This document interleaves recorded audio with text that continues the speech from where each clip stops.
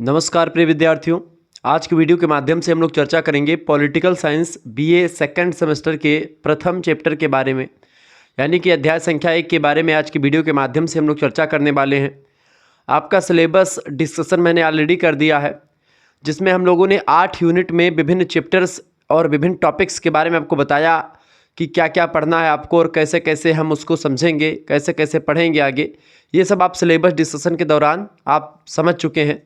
तो उसी श्रृंखला में आज मैं हाजिर हूँ पहले चैप्टर के साथ, यानी प्रथम अध्याय के साथ आपके समक्ष, जिसमें आपको राजनीति शास्त्र के अर्थ, उसकी परिभाषा विभिन्न विद्वानों के द्वारा दी गई, उसकी प्रकृति कि वो एक आर्ट का सब्जेक्ट है या फिर वो एक साइंस का विषय है, पॉलिटिकल साइंस बेसिकली, उसके बारे में देखेंगे। और जिन विद्वानों ने इसको एक कला कहा, उन्होंने क्या तर्क दिए, उन तर्कों के साथ आपको बताने का प्रयास करूँगा। साथ ही साथ में कुछ विद्वानों ने पॉलिटिकल साइंस को क्या कहा, कुछ विद्वानों ने पॉलिटिकल साइंस को कहा कि एक कला है ये, कुछ ने कहा कि एक विज्ञान है। तो जिन्होंने विज्ञान कहा उन्होंने कई सारे पॉइंट्स या कई सारे तथ्य दिए किसके संदर्भ में कि ये विज्ञान है ये एक, यानी विज्ञान के संदर्भ में तमाम सारे फैक्ट उन्होंने बताए कि कोई विषय कब वैज्ञानिक होता है उसके बारे में उन्होंने विस्तार से बताया। इसके लिए कब कला होता है वो, तो कला के बारे में भी उन्होंने बताया कि कब कोई चीज़ें कला होती हैं, यानी कि एक विषय को कला कब कहा जाता है। तो कला के संदर्भ में तमाम सारे पॉइंट्स को हम समझेंगे प्रकृति में, यानी nature of political science, definitions of political science, meaning of political science and scope of political science, यानी इसका विषय क्षेत्र भी आज की वीडियो के माध्यम से हम देखने का प्रयास करेंगे। कुल मिलाकर के बेसिकली ये एक ही चैप्टर में इन चीज़ों को समझ लेंगे। हालांकि ये अगर पढ़ें तो अलग अलग अपने आप में एक एक टॉपिक है, ठीक है। प्रश्न भी यहाँ से खूब पूछे जाते हैं। और इसी श्रृंखला में इसके आगे जब हम बढ़ेंगे तो पॉलिटिकल साइंस का अन्य सामाजिक विज्ञानों के साथ क्या संबंध है, उन संबंधों को भी हम देखने का प्रयास करेंगे। और इस तरीके से आपका इकाई संख्या 1 समाप्त हो जाएगी। फिर उसके बाद में इकाई नंबर जब 2 में हम प्रवेश करेंगे, आपके समक्ष सिलेबस वैसे मेरे समक्ष है, आप के समक्ष भी होगा, चूँकि पीडीएफ आपके पास अगर होगी तो आपको मिलेगा। वैसे पीडीएफ नहीं तो पीडीएफ प्राप्त करने के लिए कई सारे मतलब कि जो तरीके मैंने आपको बताए हैं कि आप हमारे कोर्स को ज्वाइन कर सकते हैं, जिसमें आपको सभी सब्जेक्ट की तैयारी मात्र 100 रुपीज़ में करवाई जा रही है। तो उसमें आपको सभी सब्जेक्ट की पीडीएफ, सिलेबस की, चैप्टर्स की और मॉडल पेपर रिवीजन क्लास, महामैराथन क्लास सभी की मिलेगी 100 रुपये में। 3-4 सब्जेक्ट की आपकी तैयारी करवा रहा हूँ, ठीक है। मतलब कि जितने भी आपके सब्जेक्ट है, को करिकुलर, माइनर, मेजर, सबकी, ठीक है। तो सेकेंड यूनिट में बेटा आपको पढ़ना है राजनीति विज्ञान के जो दृष्टिकोण है, बेसिकली अध्ययन के खास करके परंपरागत दृष्टिकोण, जिसमें संस्थागत, ऐतिहासिक, सामाजिक और दार्शनिक आदर्शवादी विधि, और आधुनिक दृष्टिकोण में जिसमें व्यवहारवाद और उत्तर व्यवहारवाद के बारे में। तो ये सेकेंड यूनिट में हम लोग देखेंगे। बहरहाल पहली क्लास के बारे में हम इसको चर्चा करने का प्रयास करेंगे आज की वीडियो के माध्यम से। सभी विश्वविद्यालयों के लिए इम्पोर्टेंट है। आपको बता दूं, कुछ विश्वविद्यालयों में जैसे दीनदयाल उपाध्याय गोरखपुर विश्वविद्यालय में आप देखेंगे तो ये पहले ही सेमेस्टर में आपको ये सिलेबस पढ़ना पड़ा था, यानी फर्स्ट सेमेस्टर में। तो सेकंड सेमेस्टर में उसका सिलेबस थोड़ा सा भिन्न हो सकता है, यानी जो हमने प्रथम सेमेस्टर में आपको बताया था इंडियन नेशनल मूवमेंट आपको पढ़ना पड़ सकता है, या फिर कॉन्स्टिट्यूशन ऑफ इंडिया आपको पढ़ना पड़ सकता है, ठीक है। तो उसका सिलेबस मैं अलग से आपको डिस्कस करूंगा। उसके लिए मॉडल पेपर 4-5 ले आऊँगा, जिसमें 50 क्वेश्चन जो ऑब्जेक्टिव आते हैं उसके लिए बेहतर तैयारी आपकी हो जाएगी, ठीक है। तो बिल्कुल नहीं घबराना है। और बिहार की यूनिवर्सिटीज़ में भी प्रथम सेमेस्टर में ये चीज़ें शामिल हैं, तो उसके लिए भी यही लेक्चर, मतलब कि ये सेकंड सेमेस्टर के लिए उनके लिए नहीं होगा, ये प्रथम सेमेस्टर के लिए उनके लिए होगा। और बाकी विश्वविद्यालय यूपी के जितने हैं उन सभी में प्रथम सेमेस्टर में आपको Indian national movement and constitution of India पढ़ना है, और सेकंड सेमेस्टर में आपको पॉलिटिकल थियरी एंड कॉन्सेप्ट पढ़ना है, ठीक है। इन चीज़ों को आप ध्यान रखेंगे। तो आप जितने भी विश्वविद्यालय के हैं सभी के लिए इंपॉर्टेंट है, तो आपको मिल जाएगा। जैसे जो प्रथम सेमेस्टर में मैंने पढ़ाया है वो आपको सेकंड में दे दूंगा। तो आपका अगर Indian national movement and constitution of India है तो आप प्रथम सेमेस्टर का हमारे पास बहुत सारे पीडीएफ नोट्स वगैरह अवेलेबल हैं, मॉडल पेपर अवेलेबल हैं, 5500 क्वेश्चंस की पीडीएफ ऑब्जेक्टिव की अवेलेबल हैं, वो सब भी आपको मिल जाएंगी। आप जैसे दीनदयाल उपाध्याय गोरखपुर विश्वविद्यालय या किसी अन्य विश्वविद्यालय से जहाँ पर आपको Indian national movement and constitution of India second semester में पढ़ना है, तो आप उसके लिए भी आप एसएमएस कर दीजिए, गुरुजी हमारा सिलेबस ये है। बाकी सोशियोलॉजी का वही है, इकोनॉमिक्स का वही है, जियोग्राफी का वही, मानव भूगोल पढ़ना होगा, मतलब सभी का बाकी सेम ही है। बस हिंदी का थोड़ा सा और इसका जो है जियोग्राफी का ये DDU में थोड़ा सा चेंज है, क्योंकि पहले सेमेस्टर में हिंदी साहित्य का इतिहास पढ़ना है। अब सेकंड सेमेस्टर में दीनदयाल उपाध्याय गोरखपुर विश्वविद्यालय के बच्चों को हिंदी काव्य पढ़ना पड़ेगा। अब हिंदी काव्य में जो हिंदी काव्य वैसे बेसिकली प्रथम सेमेस्टर में पढ़ा चुका हूँ, जो आपका क्या नाम है, चाहे रीतिकाल के या आधुनिक काल के या आदिकाल के या भक्ति काल के जो कवि हैं उनकी कविताएं, उनकी व्याख्या पढ़नी है, तो वो सब ऑलरेडी मैं करवा चुका हूं। उसकी प्लेलिस्ट आपके पास अवेलेबल शायद यूट्यूब पे नहीं होगी, तो उसको भी सेंड कर दिया जाएगा, यानी तैयारी बेहतर हो जाएगी। बहरहाल आज हम पॉलिटिकल साइंस के बारे में चर्चा करेंगे। पॉलिटिकल साइंस का अर्थ देखें, हेडिंग डालेंगे पॉलिटिकल साइंस का अर्थ या परिभाषा कुछ भी डाल लें, वैसे ये अर्थ ही होगा। देखिए, राजनीति शब्द जो है ये दो शब्दों से मिलकर के बना है, या दो शब्दों का एक समूह है, ठीक है। पहला है राज और दूसरा है नीति। राज और नीति मिलकर के बना है राजनीति, यानी नीति विशेष के द्वारा, किसी नीति विशेष के द्वारा जब हम क्या करते हैं, शासन करते हैं, या शासन करना जब विशेष उद्देश्य होता है या किसी विशेष उद्देश्य को प्राप्त करने के लिए हम नीति विशेष के द्वारा शासन करते हैं। किसको प्राप्त करने के लिए? किसी निश्चित उद्देश्य या किसी विशिष्ट उद्देश्य को प्राप्त करने के लिए, तो वह विषय वस्तु क्या होता है? राजनीति कहलाता है। यह बात आप ध्यान रखेंगे। क्लियर? तो बहुत ही बारीकी के साथ चीज़ों को आपने समझा। बेहतर तरीके से हम चीज़ों को आपको बताने का प्रयास कर रहे हैं, जिसमें आप बहुत ही बेहतर तरीके से चीज़ों को जान भी पा रहे हैं। क्लियर? तो आप सभी लोग वीडियो को जो है लाइक कर दीजिएगा, वीडियो को शेयर कर दीजिएगा सभी दोस्तों के साथ। और आपको अगर हमारी क्लास से जुड़ना है तो उसके लिए मैं अभी तुरंत आपको बता रहा हूँ, बहरहाल इसको समझ लें। तो क्या राजनीति शास्त्र क्या है? नीति विशेष के द्वारा शासन करना, विशेष उद्देश्य को प्राप्त करना। ठीक, किसके द्वारा? शासन करना। किसके? नीति विशेष के द्वारा शासन करना, किसी विशेष उद्देश्य को प्राप्त करने के लिए राजनीति कहलाता है, पॉलिटिक्स कहलाता है। राजनीति विज्ञान वह विज्ञान है जो मानव के एक राजनीतिक और सामाजिक प्राणी होने के नाते उससे संबंधित राज्य और सरकार दोनों संस्थाओं का अध्ययन करता है। कुछ विद्वान ऐसे हैं जिन्होंने कहा कि राजनीति जो है वो राज्य से संबंधित है, कुछ ने कहा कि ये सरकार से संबंधित है। ठीक है, तो राज्य और सरकार दोनों से संबंधित है, ऐसा कुछ विद्वानों ने कहा। अब ये सब कैसे कहा, क्यों कहा, इसको लेकर के जब हम इसके विषय क्षेत्र के संदर्भ में चर्चा करेंगे तो विभिन्न विद्वानों ने, पार्कर ने क्या कहा, ठीक है, गार्नर ने क्या कहा, ठीक है, गैटिल ने क्या कहा, इन तमाम प्रकार के विद्वानों की परिभाषाओं को देखेंगे कि राज्य या परंपरागत अध्ययन में या आधुनिक दृष्टिकोण में या ऐसे तमाम प्रकार के पहलुओं पर उन्होंने क्या कहा है। राजनीति विज्ञान की विषय वस्तु पर चर्चा करते हुए उसकी परिभाषा को देते हुए उन्होंने क्या कहा, ऐसे तमाम प्रकार के फैक्टर्स को समझेंगे। तो बहुत ही बारीकी के साथ चीज़ें आपके समझ में आने वाली हैं। देखें, तो राजनीति विज्ञान क्या है? राजनीति विज्ञान राज्य और सरकार दोनों का अध्ययन करता है। ये बात आप ध्यान रखिए। राजनीति विज्ञान क्या करता है? राजनीति विज्ञान राज्य और सरकार दोनों का अध्ययन करता है। ये बात आप ध्यान रखेंगे। ओके, ये बात आप ध्यान रखेंगे। तो राजनीति विज्ञान क्या करता है? राज्य का भी अध्ययन करता है और सरकार का अध्ययन करता है।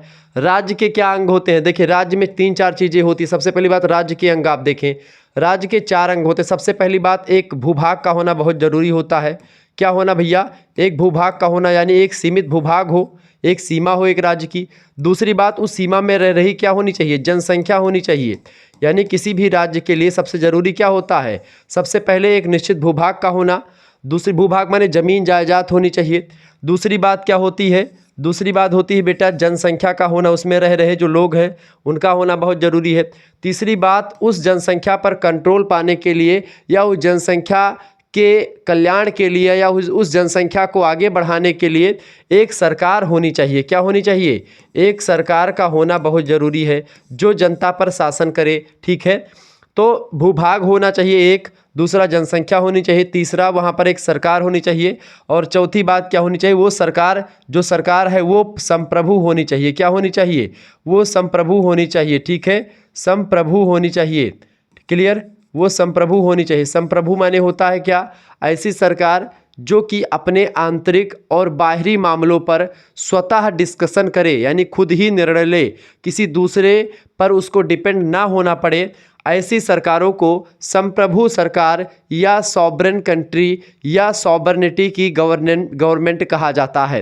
कहने का तात्पर्य यह है कि भूभाग, जनसंख्या, सरकार और संप्रभुता, ये 4 फैक्टर्स मिलकर के एक राज्य रूपी संस्था का निर्माण करते हैं और इसी राज्य रूपी संस्था का अध्ययन पॉलिटिकल साइंस के अंतर्गत किया जाता है। ये बातें आपके समझ में अगर आ रही हैं तो प्लीज़ वीडियो को लाइक करके आप हमको बताएं कि हाँ गुरुदेव, ये चीज़ें हमारे माइंड तक पहुंच रही हैं और Shukla study point is the best YouTube channel for BA student.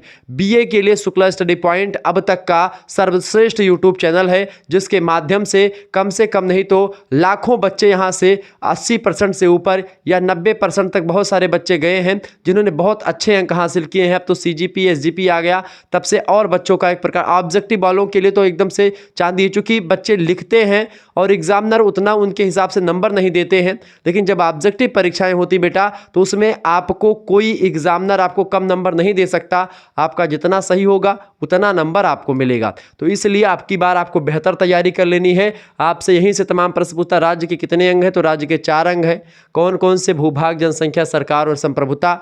भूभाग माने जमीन जायदाद, जनसंख्या माने उसमें रह रहे लोग और उन पर शासन करने के लिए एक सरकार, और सरकार क्या हो? स्वतंत्र हो, उस पर किसी का कोई दबाव ना हो कि भाई भारत का सरकार है। भारत संप्रभुता देश है। देखिए, भारत एक संपूर्ण प्रभुत्व संपन्न लोकतांत्रिक गणराज्य है।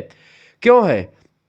क्योंकि इसको ब्रिटेन से या अमेरिका से नहीं पूछना पड़ता कि हम अपना जो है राज्य में चुनाव करवाने जा रहे हैं तो कैसे करवाएं। वो अपने हिसाब से, मोदी जी कहते हैं कि ऐसे होगा या चुनाव आयोग कहता है ऐसे होगा, वैसे होता है। सुप्रीम कोर्ट जैसा बोलेगा यहाँ पर, उस पर किसी का कोई दबाव नहीं है। तो इस तरीके की चीज़ें होती हैं। क्लियर? ये बात आप ध्यान रखेंगे।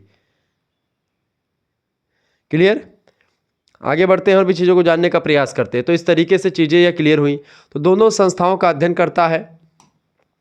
राजनीति का प्रादुर्भाव व विकास उसी समय से हुआ है जब मनुष्य ने संगठित व सभ्य जीवन व्यतीत करना शुरू किया। ठीक है, राजनीति का प्रादुर्भाव व विकास उसी समय से हुआ है जब मनुष्य ने संगठित यानी इकट्ठा होकर के यह सभ्य जीवन व्यतीत करना शुरू किया। क्योंकि उससे पहले जो मनुष्य था वो कहीं ना कहीं पे आप देखेंगे मनुष्य कैसा रहता था, अराजकता फैली हुई थी। कोई राजा नहीं था, कोई नियम कायदे नहीं थे, ऐसे लोग रह रहे थे। ऐसे में तमाम प्रकार के विद्वानों ने राज्य की उत्पत्ति या समाज की उत्पत्ति को लेकर के तमाम प्रकार के सिद्धांत दिए, जैसे जॉन लॉक, हॉब्स, रूसो। इन तीनों विद्वानों ने सामाजिक समझौते का सिद्धांत दिया, सोशल कॉन्ट्रैक्ट थ्योरी दी, जिसके माध्यम से बताया गया कि राज्य की उत्पत्ति कैसे हुई, एक शासन, एक राजा की उत्पत्ति कैसे हुई और पहले का मनुष्य कैसा रहा, उसको प्राकृतिक अवस्था का मानव कहा गया। तो कुछ ने कहा कि पहले लड़ाई झगड़ा खूब करते थे, तो उसी लड़ाई झगड़ा को ख़त्म करने के लिए सभी लोगों ने सोचा कि लड़ाई झगड़ा ना हो, इसके लिए एक समझौता किया जाए। एक दैवीय उत्पत्ति का सिद्धांत है, एक आपका जो है आधुनिकता वाला सिद्धांत है। तो कई प्रकार के विद्वानों ने अपने अपने हिसाब से बताया है। बहरहाल हम आगे बढ़ते हैं, चीज़ों को जानने का प्रयास करते हैं। तो इस तरीके से राजनीति विज्ञान ये है, यानी कि ये राज्य और सरकार दोनों संस्थाओं का अध्ययन करता है। क्लियर? यह बात आप ध्यान रखेंगे। राजनीति विज्ञान के जनक का नाम है अरस्तु। अरस्तु की अगर बात की जाए बेटा, अरस्तु वह नाम है जो कि हर एक चीज़ों में ज़रूर इसका नाम ले जाता है। इसकी अरस्तु की अगर बात की जाए तो अरस्तु की पुस्तक की अगर बात की जाए, अरस्तु बहुत ही फेमस व्यक्ति है। ठीक है, और अरस्तु की अगर बात की जाए तो अरस्तु जो था प्लेटो का शिष्य था। प्लेटो इसके पूर्ववर्ती आचार्य हैं, प्लेटो इसके गुरु हैं अरस्तु के। अरस्तु की बात की जाए तो यह जनक है किसका? पॉलिटिकल साइंस का जनक है। क्यों जनक कहा जाता है? क्योंकि इसकी एक पुस्तक है, उसका नाम है पॉलिटिक्स। ठीक है, इसकी पुस्तक का क्या नाम है भैया? पॉलिटिक्स पुस्तक। इसके पुस्तक का क्या नाम है? पॉलिटिक्स। ठीक है, पॉलिटिक्स क्या है? इसकी बुक का नाम है। किसकी बुक का नाम है बेटा? ये बुक है किसकी? अरस्तु की बुक का क्या नाम है? अरस्तु की पुस्तक का नाम है पॉलिटिक्स। ठीक है, और ये पुस्तक में सबसे पहले पॉलिटिक्स शब्द का या राजनीति शब्द का प्रयोग अरिस्टोटल महोदय ने किया। और ये धारणा चली है कि भाई जिसने सबसे पहले उस सब्जेक्ट का नाम बताया या उसके बारे में जानकारी दी, वही उस शास्त्र या उस विज्ञान का जनक माना जाता है, यानी father of political science is called Aristotle. Clear? अरस्तु जो है ये राजनीति विज्ञान का जनक कहा जाता है। ये बात आप ध्यान पॉइंट नोट डाउन करिएगा। अरस्तु का एक कथन ये भी था कि मनुष्य एक सामाजिक और राजनीतिक प्राणी है, यानी man is a social and political animal, यानी मनुष्य क्या है, एक सामाजिक प्राणी है और एक राजनीतिक प्राणी भी है। यह बात ध्यान रखेंगे। अरस्तु का यह कथन बहुत ही इंपॉर्टेंट है, परीक्षाओं में खूब पूछा जाता रहा है, यह बात आप ध्यान रखेंगे। ओके, तो आप सभी लोग वीडियो को लाइक और शेयर करने का प्रयास करेंगे। आपके लिए बहुत ही बेहतर तरीके से शुक्ला स्टडी पॉइंट के माध्यम से तैयारी करवाई जा रही है। ऐसा चैनल आपको पूरे यूट्यूब पर कहीं नहीं मिलेगा जिसके माध्यम से आप हर एक चीज़ के बारे में बेहतर जानकारी प्राप्त कर पा रहे हों और अच्छे तरीके से तैयारी हो पा रही हो। सारी चीज़ें आपको मिल रही। मॉडल पेपर ऐसे बनाए जाते हैं जिससे आपकी परीक्षा में 100 to 100% क्वेश्चंस आते हैं, ठीक है, और आप अच्छे तरीके से उन प्रश्नों का उत्तर भी देते हैं। क्लियर, ये बात आप ध्यान रखेंगे। तो ये चीज़ें आप ध्यान रखेंगे। तो अरस्तु पॉलिटिकल साइंस के जनक हैं। अब इसकी परिभाषाओं को देख लेते थोड़ा सा। शायद इसीलिए गार्नर नाम के एक विद्वान, प्रोफेसर गार्नर हुए, बहुत ही विद्वान है पॉलिटिकल साइंस में, इनका नाम बहुत ही अग्रगण्य है। इन्होंने कहा कि राजनीति शास्त्र का प्रारंभ और अंत, यानी शुरुआत और इसका समापन किससे होता है, ये स्टेट से होता है, राज्य से होता है। राज्य मतलब कि यहाँ पर कंट्री की बात हो रही है, देश की बात हो रही है। तो जब भी राजनीति शास्त्र में जब मैं पढ़ाऊँ और राज्य शब्द का प्रयोग करूँ तो उस राज्य का मतलब उत्तर प्रदेश, मध्य प्रदेश, बिहार, झारखंड, उड़ीसा, तमिलनाडु और पश्चिम बंगाल से नहीं होता बेटा। उसका संबंध होता है अमेरिका, भारत, इस प्रकार के देशों से। यानी कि राज्य का मतलब राज्य is equal to country. Clear, ये बात आप ध्यान रखेंगे। यानी राज्य का मतलब यहाँ पर देश से ले आता है। तो ये कहते हैं कि राज्य से राजनीति शास्त्र का प्रारंभ और अंत दोनों राज्य से होता है। किसने कहा? गार्नर साहब ने कहा। और ये परिभाषा परीक्षा में ऑब्जेक्टिव में बहुत पूछी गई है, यह बात ध्यान रखेंगे। दूसरे प्रसिद्ध विद्वान है अरस्तु या अरिस्टोटल। कहते हैं कि मनुष्य एक सामाजिक और राजनीतिक प्राणी है। जो व्यक्ति समाज में नहीं रहना चाहता वह या तो देवता है अथवा पशु है। ये प्रश्न कई बार आया है। ये प्रश्न ऐसे पूछेगा कि मनुष्य एक सामाजिक और राजनीतिक प्राणी है, किसने कहा? तो आप बताएंगे अरस्तु ने कहा। प्रश्न ऐसे पूछा था कि मनुष्य एक राजनीतिक प्राणी, किसने कहा? तो अरस्तु ने कहा। प्रश्न पूछा था कि मनुष्य एक सामाजिक और राजनीतिक प्राणी है और जो समाज में नहीं रहना चाहता वह या तो देवता है या फिर पशु है, ऐसा किसने कहा? तो अरस्तु ने कहा। प्रश्न ऐसा भी पूछा जाता है कि जो व्यक्ति समाज में नहीं रहना चाहता वह या तो देवता है या पशु है, ये कथन किसका है? तो भी अरस्तु का ही है। इससे कई प्रश्न आपके बन सकते हैं। ऑब्जेक्टिव प्रश्नों को लेकर के बिल्कुल आप टेंशन ना लीजिए, उसके लिए मैं बेहतर तैयारी आपके लिए करवाऊंगा, ठीक है। ओके, ये बात आप ध्यान रखेंगे। तो बिल्कुल आपको घबराने की ज़रूरत नहीं है। शुक्ला स्टडी पॉइंट आपके साथ जो है हमेशा बना हुआ है और हमेशा बना रहेगा, उसको लेकर के आपको बिल्कुल टेंशन नहीं लेना है। तो ये हो गई राजनीति विज्ञान का परिभाषा, दो विद्वानों के हिसाब से आपने लिख दी। अब परिभाषाओं को और परिभाषा हम देखेंगे इसकी। बहरहाल इसके विषय क्षेत्र को समझते हुए, इसके विषय क्षेत्र और परिभाषा को हम मर्ज करते हुए समझेंगे, क्योंकि इसके विषय क्षेत्र में ही इसकी परिभाषाएं बहुत सारी छुपी हुई हैं। तो आइए इसके विषय क्षेत्र को समझते हुए हम परिभाषाओं पर भी नज़र डालते हैं। देखिए, राजनीति विज्ञान का क्षेत्र, राजनीति विज्ञान का क्षेत्र बहुत व्यापक है और विस्तृत यानी बड़ा है और फैला हुआ है। प्राचीन यूनान में राजनीति विज्ञान के अध्ययन क्षेत्र में समस्त नागरिक जीवन का अध्ययन किया जाता था। किसमें? जो यूनान था, जहाँ से राज्य की उत्पत्ति का श्रेय माना जाता है, समस्त नागरिक जीवन का अध्ययन जो है वो एक प्रकार से राजनीति विज्ञान के विषय क्षेत्र में हम चर्चा करते थे। ये बात आप ध्यान रखेंगे। ओके, क्लियर, ये बात आप ध्यान रखेंगे। तो आगे देखते हैं।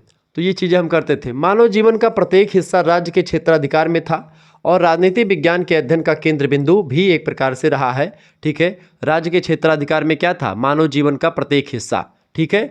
और राजनीति विज्ञान के अध्ययन के केंद्र बिंदु में भी मानव जीवन का प्रत्येक हिस्सा शामिल किया जाता था, यानी कि मनुष्य से ही रिलेटेड है और मानव के राजनीतिक स्वभाव और उसके पॉलिटिकल बिहेवियर से संबंधित ये विज्ञान रहा है।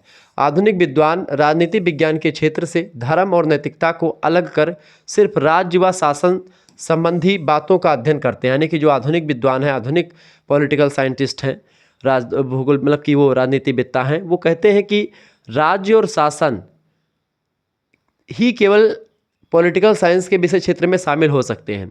धर्म और नैतिकता बेसिकली ये आपका अलग टॉपिक है, इसको अलग कर देते हैं। लेकिन पहले धर्म और नैतिकता, साथ ही साथ में राज्य और शासन, इन सभी को राजनीति विज्ञान के विषय क्षेत्र में शामिल किया जाता है। खास करके प्राचीन या जो पहले के विद्वान हैं उन्होंने कहा।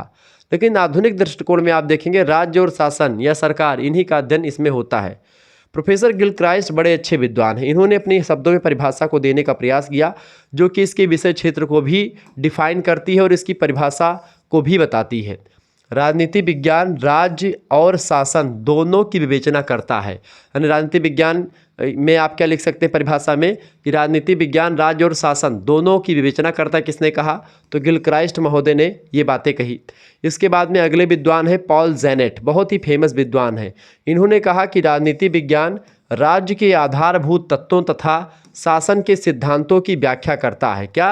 राजनीति विज्ञान राज्य के आधारभूत जो फैक्टर्स होते हैं, जो एलिमेंट्स होते हैं राज्य के, उसका अध्ययन, और शासन करने के जो प्रिंसिपल्स होते हैं, जो थ्योरीज होती हैं शासन चलाने के लिए, जो नियम कायदे होते हैं, उन नियम कायदों की व्याख्या करने का काम एक विज्ञान करता है जिसका नाम है राजनीति विज्ञान या पॉलिटिकल साइंस। ठीक है, ऐसा पॉल जेनेट ने कहा।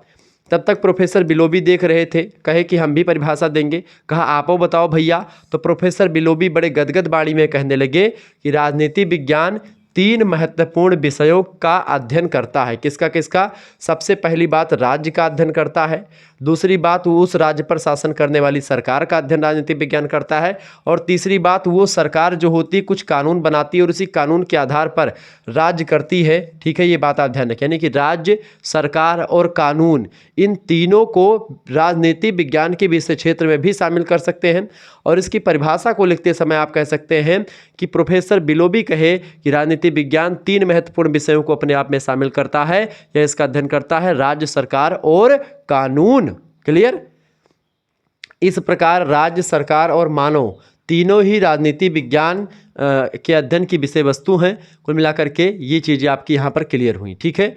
हाँ, एक बात मैं आपको और बताना चाह रहा था कि जिन बच्चों को PDF प्राप्त करनी है इन चीज़ों की, या फिर और भी क्लासेस लेनी है लगातार उनको, ठीक है, तो वो क्लास के लिए हमारे साथ ज्वाइन हो सकते हैं। 91 61 93 60 62 पर तीनों चारों सब्जेक्ट की उनकी तैयारी होती है। अपना नाम, अपने यूनिवर्सिटी का नाम, ठीक है, और अपने सब्जेक्ट के नेम लिख करके आप हमारे पास सेंड कर दीजिएगा। आपके लिए बड़ी बेहतर व्यवस्था आपकी बार करी गई है। ठीक है, आपके पास एक स्कैनर भेजा जाएगा, उसी स्कैनर पर मात्र आपको 100 रुपीज़ पेमेंट करके उसका स्क्रीनशॉट हमारे पास सेंड कर देना है। अगर आप नहीं चलाते कुछ भी UPI माध्यम, तो आप हमारे जो आप किसी दूसरे से भी सेंड करवा सकते हैं इस स्कैनर पर जो भेजा जाएगा आपके पास। फिर उसके बाद में उसका स्क्रीनशॉट भेज दीजिएगा कि, और उसके बाद में उसका चेक किया जाएगा, और चेक करने के बाद में आपको जोड़ दिया जाएगा ग्रुप से। ठीक है, महिला और पुरुष का ग्रुप अलग अलग बना दिया गया है, यानी गर्ल्स बॉयज़ का ग्रुप अलग है, कुछ कोई दिक्कत नहीं है किसी प्रकार की। इसके साथ ही साथ आपके लिए और व्यवस्था क्या की गई बेटा, और व्यवस्था ये की गई है कि आपको यहाँ पर 3 मेजर सब्जेक्ट की तैयारी यहाँ पर आपकी बेहतर तरीके से होगी। ठीक है, अगर माइनर होगा तो एक माइनर की तैयारी आपकी हो जाएगी माइनर सब्जेक्ट में जो होगा, और एक सब्जेक्ट आपका होता है को करिकुलर। ये हमेशा होता है, और हर सेमेस्टर में को करिकुलर का जो सिलेबस होता है वो चेंज होता है। चूँकि अब की बार आपका जब आप सेकंड सेमेस्टर में है तो आपको किसी यूनिवर्सिटी में या अधिकतर यूनिवर्सिटी में फर्स्ट एड एंड हेल्थ यानी कि प्राथमिक चिकित्सा और स्वास्थ्य के बारे में आपको पढ़ना है। ठीक है, और प्रथम सेमेस्टर में आपने क्या पढ़ा था? फूड, न्यूट्रिशन एंड हाइजीन का पढ़ा था। क्या पढ़ा था? फूड, न्यूट्रिशन एंड हाइजीन पढ़ा था। थर्ड सेमेस्टर में जब आप जाएंगे तो आपको human values and personality development पढ़ना पड़ेगा। ह्यूमन डेवलपमेंट आपको पढ़ना पड़ेगा, ह्यूमन डेवलपमेंट बोल रहा हूँ, human values and environmental studies आपको पढ़ना पड़ेगा। फोर्थ सेमेस्टर में physical education and yoga, fifth semester में analytic ability and digital awareness, और जब आप 6th सेमेस्टर में जाएंगे यानी लास्ट सेमेस्टर में, तो आपको पढ़ना पड़ेगा वहाँ पर क्या, आपको पढ़ना पड़ेगा communication skill and personality development के बारे में। ठीक है, ये बात आप ध्यान रखेंगे। तो बहुत ही बारीकी के साथ मैं चीज़ों को आपको समझाऊंगा, तो इसकी तैयारी बेहतर हो जाएगी। इसमें क्या होगा, इसमें आपको लाइव क्लास भी मिलेगी, वीडियो लेक्चर्स तमाम सारे आपको मिल जाएंगे। इसके अलावा आपको उन सभी की PDF नोट्स मिलेगी। महत्वपूर्ण बात यह है कि इसमें प्रीवियस ईयर क्वेश्चन पेपर भी आपको प्रोवाइड किया जाएगा। इस वर्ष विभिन्न विश्वविद्यालयों के पेपर होंगे, तो जैसे पेपर होंगे तो उनका भी क्वेश्चन पेपर आपको मिलेगा कि पेपर कैसे आ रहे हैं, वो सब भी आपको मिलेगा। MCQs परीक्षा हो रही तो उसके लगभग 5 से 6 प्रैक्टिस सेट आपके लिए तैयार किए जा रहे हैं, वो भी आपको मिलेंगे, PDF फॉर्म में मिलेंगे, और उसकी प्रैक्टिस आप करिएगा, उसकी वीडियोज़ भी मिल जाएगी आपको। ठीक है, इसके अलावा महामैराथन क्लास जो होगी वो उसकी PDF मिलेगी। महामैराथन क्लास को आप एक दिन पहले उसको पढ़ करके जाइएगा, PDF PDF और वीडियो दोनों को हो जाएगा। रिवीजन क्लास आपकी करवाई जाएगी, ठीक है, जिसमें सभी सब्जेक्ट सभी चैप्टर से बनने वाली इंपॉर्टेंट चीज़ें होंगी। मॉडल पेपर आपके लिए तैयार किए जाएंगे, लिखित के ऑब्जेक्टिव के सबके, तो बेहतर तैयारी आपकी हो जाएगी। एग्जाम से एक दिन पहले आपके लिए, जैसे कि ऑब्जेक्टिव परीक्षा होगी तो एक दिन पहले, एग्जाम से एक दिन पहले आपके लिए मैराथन क्लास लगवा दी जाएगी। इसमें 500 1000 ऑब्जेक्टिव क्वेश्चन होगी जिनकी रिवीजन लाइव होगी, जिसमें आप आंसर भी देंगे, ठीक है। तो इस तरीके से बेहतर तैयारी आपकी हो जाएगी। जिन बच्चों को जुड़ना जुड़े, 91 61 93 60 62 पर SMS करके आप फटाफट से जुड़ जाए हमारे साथ। चले, राजनीति विज्ञान के अध्ययन में सम्मिलित विषय सामग्री निम्न है। कई प्रकार से इसको हम समझ सकते हैं। सबसे पहला पॉइंट इसका यह है कि मानव का अध्ययन। इसमें सबसे पहला पॉइंट क्या है, इसमें मानव का अध्ययन किया जाता है। देखिए, राजनीति विज्ञान मानव जीवन के उस भाग का अध्ययन करता है जिसका संबंध राज्य, सरकार और राजनीतिक दल यानी पॉलिटिकल पार्टी आदि से होता है, ठीक है। तो मानव का अध्ययन इसमें राज्य, सरकार और राजनीतिक दल के रूप में किया जाता है। मानव विकास की प्रत्येक जरूरत राज्य पूरी करता है, उसे अधिकार और स्वतंत्रता सुख प्रदान करता है राज्य। इस प्रकार राज्य की समस्त गतिविधियां मनुष्य के चारों ओर घूमती रहती हैं या मनुष्य उसके केंद्र बिंदु के रूप में काम करता है, और उसी का अध्ययन पॉलिटिकल साइंस के अंतर्गत किया जाता है, पहली बात। दूसरी बात हेडिंग डालेंगे कि राज्य का अध्ययन करता है, ठीक है। पॉलिटिकल साइंस में किसका अध्ययन होता है, राज्य का अध्ययन होता है, विषय क्षेत्र में लिखेंगे। प्रोफेसर गार्नर बड़े अच्छे विद्वान कहते हैं कि राजनीति विज्ञान का प्रारंभ और अंत राज्य के साथ ही होता है। राजनीति विज्ञान के अध्ययन का मुख्य तत्व राज्य होता है, यानी कि राज्य जो होता है, स्टेट ही मुख्य रूप से इसके अंतर्गत संबंधित होता है। इसी संदर्भ में प्रोफेसर लास्की भी कहते हैं कि राजनीति विज्ञान के अध्ययन का संबंध संगठित राज्यों से संबंधित मानव जीवन से होता है। किससे? राजनीति विज्ञान के अध्ययन का संबंध किससे होता है? संगठित राज्यों से संबंधित मानव जीवन से होता है, जो कि क्या होता है, संगठित राज्यों से रिलेटेड मानव जीवन जो होता है उसी का अध्ययन राजनीति विज्ञान के अंतर्गत किया जाता है। तो कुल मिलाकर के राजनीति विज्ञान राज्य के भूतकाल मतलब कि जो बीत गया है, वर्तमान काल जो चल रहा है और भविष्य काल जो आने वाला है, इन सभी का अध्ययन राजनीति विज्ञान के अंतर्गत किया जाता है। क्लियर? यह बात आप ध्यान रखेंगे। राज्य के अतीत स्वरूप का अध्ययन कैसे होता है, यानी इसको समझते हैं थोड़ा सा। राज्य के अतीत स्वरूप का अध्ययन, देखिए इस संदर्भ में राज्य की उत्पत्ति कैसे हुई, राज्य का विकास कैसे कैसे हुआ, किन चरणों के माध्यम से हुआ, राज्य को अतीत रूप में, इन दोनों फैक्टर्स का अध्ययन करते हैं इसके विषय क्षेत्र में। दूसरी बात जो हमने बताई कि राज्य का वर्तमान स्वरूप क्या है, जैसे राजनीति विज्ञान में राज्य के वर्तमान स्वरूप, शासन प्रणालियाँ, वर्तमान में कैसी शासन पद्धति है, उस कैसा स्वरूप है राज्य का, गणराज्य है या कैसा राज्य है, लोकतंत्र है या मोनार्की है यानी कि राजतंत्र, या क्या है, सिद्धांत तो कैसे हैं, उद्देश्य क्या है, कार्य क्या है राज्य का क्षेत्र क्या है, ठीक है, व्यक्ति के साथ राज्य के संबंध कैसे हैं, राज्य का बहुमुखी विकास कैसे कैसे हो रहा है, इन सभी चीज़ों को हम राजनीति विज्ञान के विषय क्षेत्र में, उसके स्कोप में पढ़ते समझते हैं, ठीक है। और राज्य का ये हो गया वर्तमान स्वरूप।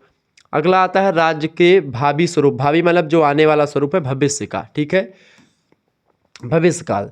देखिए, परिवर्तन प्रकृति का नियम है, क्योंकि परिवर्तन आज ही नहीं बल्कि हमेशा से होता आया है और होता रहेगा आगे चल करके, क्योंकि परिवर्तन ही प्रकृति का नियम है, ठीक है। तो ऐसे ही राज्य के अतीत के आधार पर वर्तमान, और वर्तमान के आधार पर राज्य के भावी आदर्श यानी आइडियलिज्म और कल्याणकारी यानी कि उसका जो वेलफेयरिंग है, वो सब एक प्रकार से उसकी कल्पना हम कर सकते हैं कि अतीत में कैसा राज्य था और वर्तमान में कैसा हुआ, और वर्तमान के आधार पर हमें बता सकते हैं कि भविष्य में राज्य की उत्पत्ति कैसे होगी। ये बात आप ध्यान रखेंगे, ओके, ये बात आप ध्यान रखेंगे। क्लियर? तो इसको लेकर के बिल्कुल आपको टेंशन नहीं लेना है।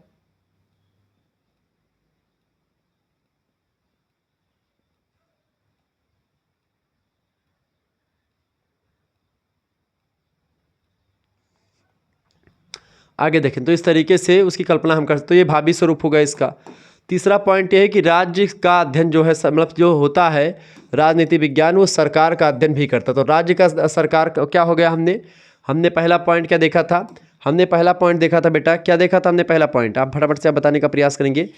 हमने पहला पॉइंट देखा कि राजनीति विज्ञान किसका अध्ययन करता है, राज्य का अध्ययन करता है। राजनीति विज्ञान किसका अध्ययन करता है, राजनीति विज्ञान जो है वो राज्य का अध्ययन करता है। क्लियर? ये बात आप ध्यान रखेंगे। फिर उसके बाद में हमने क्या देखा, राजनीति विज्ञान जो है वो राज्य का अध्ययन करता है। फिर राज्य के किसका अध्ययन करता है, राज्य का अध्ययन करता है, मानव का अध्ययन करता है। अब हम चर्चा करेंगे राजनीति विज्ञान जो है सरकार का अध्ययन करता है, ठीक है। तो ये सरकार का अध्ययन, देखिए, सरकार राज्य का एक महत्वपूर्ण तत्व होता है, यानी कि हमने शुरुआत में बताया था कि राज्य के 4 महत्वपूर्ण तत्व होते हैं, जिसमें सरकार भी एक तत्व होता है। यही राज्य को मूर्त रूप प्रदान करते हैं। राज्य ही एक प्रकार, मतलब राज्य को मूर्त रूप कौन? उसका जो सरकार होता है, ठीक है, सरकार जो है राज्य को मूर्त रूप प्रदान करता है। अतः सरकार के बिना राज्य का अध्ययन अधूरा और अव्यवहारिक रहेगा, यानी कि बिना राज्य के राजनीतिक शास्त्र की कल्पना तो आप कर ही नहीं सकते। राजनीति विज्ञान सरकार के विभिन्न अंगों, उनके संगठनों, कार्यों तथा पारंपरिक संबंधों, पॉलिटिकल पार्टीज यानी राजनीतिक दल, स्थानीय शासन जैसे कि जो पंचायती राज व्यवस्था के द्वारा प्रधानी, जिला पंचायती, ठीक है, बीडीसी वगैरह जो होता है, इन सभी का अध्ययन जो होता है इसके अंतर्गत शामिल हो जाता है। क्लियर? तो सरकार का अध्ययन, सरकार कैसे है, सरकार में किस तरीके का सरकार का चुनाव होता है, सरकार के संगठन कैसे हैं, सरकार के कितने अंग होते हैं, सरकार क्या काम करती है, सरकार के जो है पारंपरिक क्या संबंध होते हैं, राजनीतिक पार्टी और सरकार के बीच में क्या संबंध होता है, किस तरीके से पॉलिटिकल पार्टी सरकार बनाती हैं, वो सारे प्रोसेस आपको इसमें पढ़ने होते हैं। ठीक है, ये बात आप ध्यान रखेंगे। तो बिल्कुल आपको चिंता करने की ज़रूरत नहीं है, शुक्ला स्टडी पॉइंट आपके साथ बना हुआ है, तो ऐसे चीज़ों को आप समझेंगे। इसके अलावा चौथा पॉइंट है, राजनीति विज्ञान के अंतर्गत हम लोग अंतर्राष्ट्रीय संबंधों का अध्ययन भी करते हैं, इंटरनेशनल रिलेशनशिप का अध्ययन करते हैं कि हमारे देश का संबंध अमेरिका से, ब्रिटेन से, जापान से, फ्रांस से कैसा है। ठीक है, राष्ट्र अंतर्राष्ट्रीय व्यवस्था के सदस्य के रूप में अपनी भूमिका निभाते हैं। प्रत्येक राष्ट्र यानी प्रत्येक जो नेशन है किसी न किसी रूप में एक दूसरे राष्ट्रों से जुड़े हुए होते हैं। अपनी समस्याओं के समाधान का सहयोग के लिए राष्ट्रों ने अंतर्राष्ट्रीय और क्षेत्रीय संगठनों की स्थापना करी है। तमाम प्रकार के, जैसे कि आप देखते हैं संगठन है ब्रिक्स हो गया, या ऐसे तमाम प्रकार के संगठन हैं जिसके द्वारा एक देश दूसरे देश की मदद करता है, एक देश दूसरे देश का सहयोग करता है। तो ऐसे कई सारे एक विचारधारा से मिलने वाले देशों का एक संगठन बन जाता है जो आपस में जुड़े रहते हैं और एक दूसरे की मदद करते हैं। राजनीति विज्ञान अंतर्राष्ट्रीय संबंधों का अध्ययन करता है, अंतर्राष्ट्रीय विधि यानी अंतर्राष्ट्रीय कानून के बारे में बताता है, अंतर्राष्ट्रीय संगठन जो तमाम सारे उनका अध्ययन भी करता है, जैसे संयुक्त राष्ट्र संघ हो गया, उसका अध्ययन भी राजनीति विज्ञान के अंतर्गत ही किया जाता है। ठीक है, विश्व शांति के लिए विभिन्न उपाय जो किए गए हैं उन सभी का अध्ययन भी राजनीति विज्ञान के अंतर्गत हम करते हैं। इसके अलावा राजनीति विज्ञान में वातावरण का अध्ययन भी हम करते हैं। ठीक है, देखिए ये कैसे करते हैं भाई, राजनीति विज्ञान उस आधुनिक वातावरण का भी अध्ययन करता है जिसमें राज्य सत्ता की स्थापना होती है, अभिव्यक्ति और प्रयोग होता है चीज़ों का, उसका अध्ययन भी इसमें शामिल है। हरमन टेलर नाम के एक विद्वान कहते हैं कि आज का राजनीति विज्ञान मुख्य रूप से राजनीतिक शक्ति की प्राप्ति कैसे की जाती है उसका अध्ययन करता है, उसको दृढ़ कैसे किया जा सकता है, वितरण की समस्या पर केंद्रित है। उसमें उन प्रक्रियाओं के आपसी संबंधों का अध्ययन किया जाता है राजनीति विज्ञान में जिसके द्वारा भौगोलिक, जलवायु संबंधी, जातीय, प्राकृतिक, आर्थिक, सैनिक, नैतिक, धार्मिक तथा राष्ट्रीय वातावरण और कानून के अनुसार जनशक्ति राज्य संस्था का रूप धारण करती है। इन सभी चीज़ों का अध्ययन किया जाता है। इसके अधीन राजनीतिक दल, दबाव समूह, राजनीतिक दल यानी पॉलिटिकल पार्टीज़ होते हैं, उसको कहते हैं पॉलिटिकल पार्टी, जैसे कि भाजपा, कांग्रेस, ये सब है, सपा, बसपा। दबाव समूह ऐसे होते हैं जैसे कि आप देखते हैं आरएसएस हो गया, ठीक है, या विद्यार्थी समूह हो गया कोई, या किसानों का संगठन हो गया, वो सब दबाव समूह होते हैं। दबाव समूह को अंग्रेजी में प्रेशर ग्रुप कहते हैं। ये राजनीति में भाग तो नहीं लेते लेकिन राजनीतिक दल को प्रभावित करते हैं, राजनीति को प्रभावित बहुत करते हैं। राजनीतिक दल जो होते हैं दबाव समूहों से संपर्क बनाए रखते हैं जिससे उनका वोट बैंक मजबूत होता है। ठीक है, राजनीतिक समूह जो होते हैं वो राजनीति पर प्रेशर डालते हैं, इसीलिए इनको प्रेशर ग्रुप कहते हैं। इसके अलावा शक्ति, राजनीति आदि का अध्ययन किया जाता है इसमें, किसमें भाई, इसके मतलब राजनीति शास्त्र के अंतर्गत या राजनीति विज्ञान के अंतर्गत। इसके अलावा सत्ता का अध्ययन भी राजनीति विज्ञान के अंतर्गत किया जाता है। किसका अध्ययन भैया? सत्ता का अध्ययन भी करते हैं। छठा हेडिंग डालेंगे सत्ता का अध्ययन। राजनीति विज्ञान के विषय क्षेत्र में सत्ता के अध्ययन का समावेश व्यवहारवादियों की देन है। व्यवहारवादी मतलब कि राजनीति विज्ञान के जो आधुनिक विचारक हैं वो व्यवहारवादी हैं, बिहेवियरलिज्म, जैसे कि खास करके लासबेल नाम के विद्वान हैं, कैपलान हो गए, मार्गेंथाउ हो गए, रसेल हो गए, बर्टन रसल जैसे आधुनिक राजनीतिक वैज्ञानिकों ने व्यवहारवाद को ही एक प्रकार से राजनीति विज्ञान के विषय क्षेत्र में शामिल किया। विलियम रॉब्स कहते हैं कि राजनीति विज्ञान का प्राथमिक संबंध समाज में सत्ता की प्रकृति, आधार और परिणाम से होता है। सत्ता क्या है, सत्ता के लिए संघर्ष क्या है, सत्ता के लिए संघर्ष के कारण क्या हैं, ये महत्वपूर्ण प्रश्न है जिन्होंने वर्तमान काल में राजनीतिक वैज्ञानिकों का ध्यान आकृष्ट किया है। यानी सत्ता और उसका प्रभाव क्या पड़ता है उसके बारे में अध्ययन राजनीति विज्ञान भी करता है। सत्ता की जो भनक होती है उसी के अकॉर्डिंग राजनीति बदलती भी रहती है। तो सत्ता की प्रकृति क्या है, सत्ता कैसे मिलती है, ये सभी राजनीति विज्ञान के अंतर्गत ही आता है। सत्ता और प्रभाव के अंतर को सरलता से समझा जा सकता है राजनीति विज्ञान के अंतर्गत। अपनी लोकप्रियता और नैतिकता के कारण से जयप्रकाश नारायण भारत की जनता पर बहुत प्रभाव उनका पड़ा। चूँकि जयप्रकाश नारायण जो थे JP Narayan, JP university Bihar में आज भी है।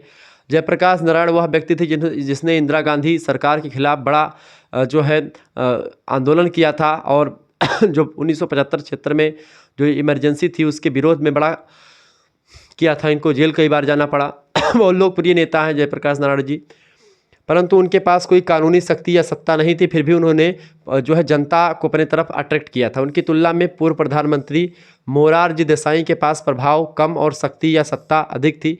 यानी कि उसके देखिए, सत्ता किसी के पास ज़्यादा होती है लेकिन उनका प्रभाव कम होता है। ठीक है, जैसे मान लेते हैं कि सत्ता ना रहते हुए भी जैसे सोनिया गांधी, सत्ता उनके पास नहीं थी, मनमोहन सिंह प्रधानमंत्री थे, लेकिन उनकी पावर जो है उनकी क्या नाम है, सोनिया गांधी कितनी थी वो सभी लोग जानते हैं। ठीक है, इंदिरा गांधी उनसे बहुत पहले की हैं। तो इस प्रकार राजनीति विज्ञान के अध्ययन का क्षेत्र बहुत व्यापक हो गया है। इसमें राजनीति से जुड़े हुए हर एक पहलू का अध्ययन शामिल किया जाता है। तो ये राजनीति विज्ञान का आपका जो है विषय क्षेत्र हो गया, उसका अर्थ हो गया, परिभाषा हो गई। तो राजनीति विज्ञान आपको समझ में आ गया होगा क्या होता है। बेसिकली राजनीति से जुड़े हुए पहलुओं पर वैज्ञानिक तरीके से अध्ययन करता है। अब इसकी प्रकृति को समझेंगे तो और क्लियर हो जाएगा कि ये वैज्ञानिक अध्ययन करता है कि कैसे अध्ययन करता है। हेडिंग डालेंगे राजनीति विज्ञान की प्रकृति। देखिए, राजनीति विज्ञान के स्वरूप तथा क्षेत्र को लेकर के विद्वानों में अत्यधिक मतभेद है। कुछ इसे कला मानते हैं तो कुछ इसे विज्ञान कहते हैं, और कुछ विज्ञान तथा कला दोनों मानते हैं। यानी कुछ लोग कहते हैं कि ये आर्ट का सब्जेक्ट है, कुछ लोग कहते हैं ये विज्ञान है, और कुछ लोग कहते हैं कि ये मतलब कि ये कला भी है और ये विज्ञान भी है। ठीक है, तो इस तरीके से अलग अलग विद्वानों ने अपने अपने हिसाब से इसकी परिभाषा दी है, ये बात आप ध्यान रखेंगे। ठीक है, कुछ तो इसे कलाओं में भी सबसे पिछड़ी हुई कला मानते हैं, और इसी प्रकार क्षेत्र के विषय में भी प्राचीन और आधुनिक दृष्टिकोण का चक्कर यहाँ पर है। यहाँ हम विशेष रूप से राजनीति विज्ञान के स्वरूप व प्रकृति पर चर्चा करेंगे। प्रसिद्ध विद्वान अरस्तु तक ने इसे पूर्ण विज्ञान माना। यानी अरस्तु जो है राजनीति विज्ञान को पूर्ण विज्ञान मानते हैं, इसमें कोई दो राय नहीं। लेकिन एक विद्वान और आए मेटलैंड, वो और बकल, प्रोफेसर बकल और मेटलैंड कहते हैं कि इसके शीर्षक के रूप में राजनीति विज्ञान शब्द को रखना पसंद नहीं करते। वो राजनीति शास्त्र कहना पसंद करते हैं। राजनीति में विज्ञान शब्द को हटाने के पक्षधर है, पॉलिटिकल साइंस के बिल्कुल पक्षधर नहीं है। कलाओं में भी सबसे पिछड़ी हुई कला है, ऐसा प्रोफेसर बकल और मेटलैंड नाम के विद्वानों ने कहा। ठीक है, तो ये प्रश्न भी ऑब्जेक्टिव में कई बार पूछा गया है, ये बात आप ध्यान रखेंगे। तो बहुत ही बारीकी के साथ चीज़ों को आपको समझाने का प्रयास हम कर रहे हैं। बेहतर तरीके से आपको चीज़ें हम समझाएंगे और बहुत ही बारीकी के साथ चीज़ें आपकी समझ में आएंगी, तो बिल्कुल आपको चिंता नहीं करनी है। तो सबसे पहले हम लोग चर्चा करेंगे राजनीति विज्ञान एक कला कैसे है। ठीक है, उसके बारे में, यानी वो वैज्ञानिक नहीं है, इस बारे में तमाम सारे विद्वानों ने तर्क दिए। और कुछ उसके बाद में चर्चा करेंगे कि वो वैज्ञानिक कैसे है, पॉलिटिकल साइंस एक विज्ञान कैसे है, इसको लेकर के हम तर्क देंगे। और राजनीति विज्ञान क्यों नहीं है, इसको लेकर के जो तर्क है पहले हम समझ लेते हैं कि इसको विज्ञान क्यों नहीं कहा जा सकता। प्रथम पक्ष, हेडिंग डालेंगे वैज्ञानिकता के विरुद्ध तर्क। ठीक है, लिखेंगे इसमें किसका नाम आता है, प्रोफेसर बकल का, प्रोफेसर काम्टे, मेटलैंड जैसे विद्वान। ये कहते हैं कि ये कला है और कलाओं में भी पिछड़ी हुई कला है, ये पूर्ण कला भी नहीं है, इसको विज्ञान कहना बहुत दूर की बात है, ऐसा ये लोग कहते हैं। ठीक है, ये लोग ऐसे विद्वान हैं जो राजनीति विज्ञान को विज्ञान स्वीकार करने को तैयार बिल्कुल भी नहीं है, क्योंकि इनके अनुसार विज्ञान ज्ञान की वह शाखा होती है जिसके अंतर्गत किसी भी विषय का क्रमबद्ध सुव्यवस्थित अध्ययन किया जाता हो। ठीक है, यानी कि विज्ञान किसे कहते हैं, सुव्यवस्थित, सुसंगठित एवं क्रमबद्ध ज्ञान को विज्ञान कहा जाता है। और चूंकि पॉलिटिकल साइंस में सुसंगठित, सुव्यवस्थित और क्रमबद्धता की कमी दिखाई पड़ी प्रोफेसर बकल, मेटलैंड और काम्टे को, इस वजह से इन लोगों ने इसको कहा कि ये कलाओं में भी पिछड़ी हुई कला है, यानी ये विज्ञान नहीं हो सकता, क्योंकि विज्ञान के जो मापदंड हैं उन पर ये खरा नहीं उतर रहा है। ठीक है, कार्य व कारण में सदैव निश्चित संबंध पाया जाता है विज्ञान में, यानी कि कार्य क्यों हुआ, उसका क्या कारण रहा, उसके बीच में संबंध पाया जाता है और निश्चित संबंध होता है, क्यों हुआ, कैसे हुआ, कहाँ हुआ, आगे कैसे होगा, भविष्यवक्ता होता है विज्ञान। लेकिन ऐसा पॉलिटिकल साइंस में नहीं दिखाई पड़ता, जिसके निष्कर्ष निश्चित और शाश्वत होते हैं। यानी कि जब हम कार्य और कारण के निष्कर्ष निकालते हैं तो वो एक प्रकार से निश्चित होते हैं और शाश्वत, हमेशा होने वाले होते हैं, कभी ना बदलने वाले होते हैं, सार्वभौमिक होते हैं, यूनिवर्सल होते हैं, ठीक है। जबकि पॉलिटिकल साइंस में ऐसा नहीं दिखता। शायद विज्ञान की इसी व्याख्या और परिभाषा के आधार पर ये विद्वान राजनीति शास्त्र को विज्ञान नहीं मानते हैं। कौन कौन से? बकल, कॉम्टे और मेटलैंड। कॉम्टे कहते हैं इसको लेकर के कि राजनीति विज्ञान के विशेषज्ञ उसकी अध्ययन विधियों, यानी कि उसका जो पढ़ने का जो मेथड है पॉलिटिकल साइंस को समझने का, उसके जो सिद्धांत हैं, यानी उसकी जो थियरीज़ हैं, प्रिंसिपल्स हैं, और उसके जो निष्कर्ष हैं, इसके संबंध में एक मत नहीं है। यानी चूंकि पॉलिटिकल साइंस के जो विद्वान हैं वो आपस में ही मतभेद उनमें है, मंडन खंडन की प्रक्रिया चलती रही है हमेशा। ऐसे में उसकी विधि क्या होगी पॉलिटिकल साइंस को पढ़ने की, उसके क्या थियरीज़ होंगी और उसके क्या निष्कर्ष निकलेंगे, इसमें भी पॉलिटिकल साइंस जो है वो आपस में बटे हुए हैं या वो एक मत नहीं है। मेटलैंड कहते हैं कि जब मैं इस विषय के शीर्षक के अंतर्गत परीक्षा प्रश्नों को देखता हूँ तो मुझे प्रश्नों के प्रति नहीं वरन शीर्षक के प्रति खेद होता है कि इसका पॉलिटिकल साइंस क्यों नाम पड़ गया, ठीक है। यह है कौन? मेटलैंड नाम के विद्वान। तो ये दोनों परिभाषाएं परीक्षा में पूछी गई हैं, ये बात ध्यान रखेंगे। ऑब्जेक्टिव में प्रश्न पूछे जाते हैं तो ये सब ध्यान रखेंगे। पॉलिटिकल साइंस एक विज्ञान नहीं है। इसके संदर्भ में इन विद्वानों ने कई सारे तर्क दिए, जिसमें 6 तर्क महत्वपूर्ण हैं, जिनको मैं पॉइंट टू पॉइंट आपको समझाने का प्रयास करता हूँ। पहला पॉइंट लिखेंगे, इन विद्वानों ने अपने कथन के पक्ष में तर्क दिए हैं कि ये विज्ञान क्यों नहीं है या क्यों इसको विज्ञान नहीं कह सकते। देखिए, पहली बात, इसमें सर्वमान जो फैक्ट है उन फैक्ट का कमी है यानी अभाव है। जो सर्वमान तथ्य हैं उनकी कमी इसमें दिखाई पड़ती, बिल्कुल कमी दिखाई पड़ती, ठीक है। दूसरी बात कही, कार्य और कारण में निश्चित संबंधों का अभाव है, यानी कार्य और कारण, यानी काम क्यों हुआ और कोई काम क्यों करें, इसको लेकर के इसके बीच में जो संबंध होते हैं उसकी कमी है, इसलिए इसको विज्ञान नहीं कह सकते। तीसरी बात, पर्यवेक्षण और परीक्षण का अभाव है, यानी कि इसमें हम प्रैक्टिकल नहीं कर सकते, साथ ही साथ में इसकी हम बहुत ही निगरानी के साथ इनका टेस्ट भी नहीं ले सकते इन चीज़ों का, इसमें भी इसकी कमी पाई जाती है इसके सिद्धांतों में। चौथी बात ये कि मानव स्वभाव की परिवर्तनशीलता के कारण से अचूक माप का अभाव है, यानी चूंकि मनुष्य एक स्वाभाविक मनुष्य एक जो है सामाजिक और राजनीतिक प्राणी है, और मनुष्य का जो एक प्रकार से बिहेवियर है परिवर्तित होता रहता है। और चूंकि आधुनिक शास्त्रियों ने कहा कि व्यवहार का अध्ययन करते तो व्यवहार में परिवर्तन होता है, और जब किसी चीज़ में लगातार परिवर्तन होता है तो चूंकि उसका एक मापन, किसी भी चीज़ का एक मापन या उसके सिद्धांतों का व्यवहार का मापन एक साथ हम नहीं कर सकते कि आज मनुष्य का व्यवहार हो सकता है अच्छा हो, कल बुरा हो सकता है, या आगे चल करके और अच्छा हो सकता है। तो ऐसे में इसका परिवर्तनशीलता का कारण क्या होता है, इसका अचूक माप नहीं, कोई एक माप नहीं, सार्वभौमिक कोई माप नहीं, इस वजह से आप इसको विज्ञान नहीं कह सकते। जैसे 2 और 2 4 होता है, ये अचूक माप है, ठीक है। और आने वाला जो राजनीति शास्त्र का नियम होगा उसको लेकर के हम कुछ नहीं कह सकते ना, तो यानी पॉलिटिकल साइंस का कोई अचूक माप का अभाव है इसमें।